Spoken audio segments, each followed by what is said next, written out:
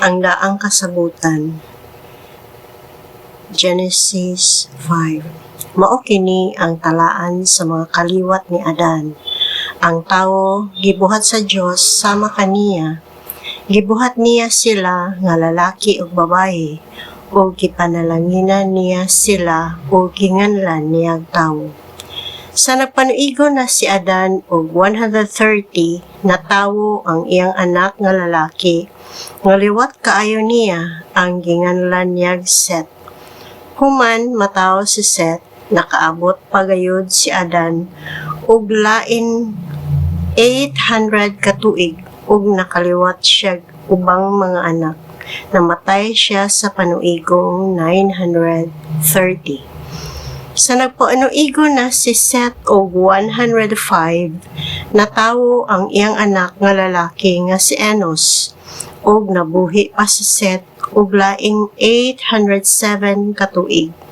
Nakaliwat siya ubang mga anak ug namatay siya sa panuigong 912. Sa 90 na ang panuigo ni Enos, natawo ang iyang anak nga lalaki nga si Kenan, ug nabuhi pa si Enos ug laing 815 ka tuig. Nakaliwat siya ubang mga anak ug namatay siya sa panuigong 905. Sa 70 na ang panuigo ni Kenan, natawo ang iyang anak nga lalaki nga si Mahalalel, ug nabuhi pa si Kenan ug laing 840 ka tuig. Nakaliwat siya ubang mga anak ug namatay siya sa panuigon 910. Sa 65 na ang panuigon ni Mahalalel, natawo ang iyang anak nga lalaki nga si Jared. Si Mahalalel nabuhi paglaing 830 ka tuig.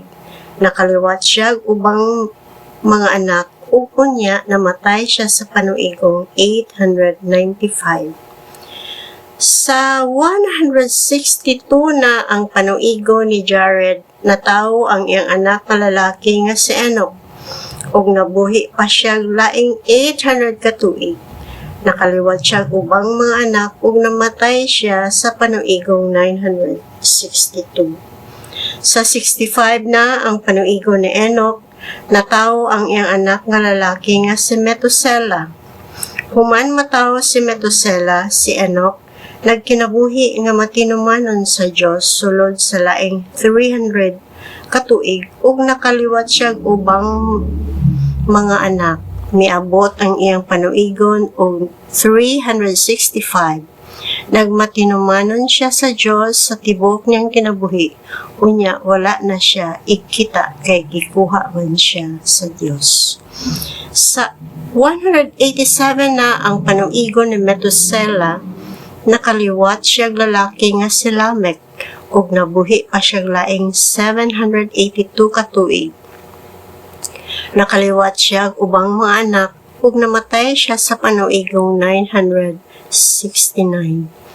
Sa 182 na ang panuigon ni Lamech, nakaliwat siya lalaki ug miingon siya, kining bataa maoy makahupay kanato sa kabudlay sa atong paghago tungod sa pagtunglo sa Ginoo sa yuta.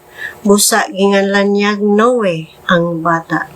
Nabuhi pa si Lamech og laing 595 ka tuig ug nakaliwat og ubang mga anak ug unya namatay siya sa panuigong 777. Sa kapina sa 500 ka tuig ang panuigi ni Noe, nakaliwat siya tulo ka lalaki nga si Sem, si Ham, o si Japet.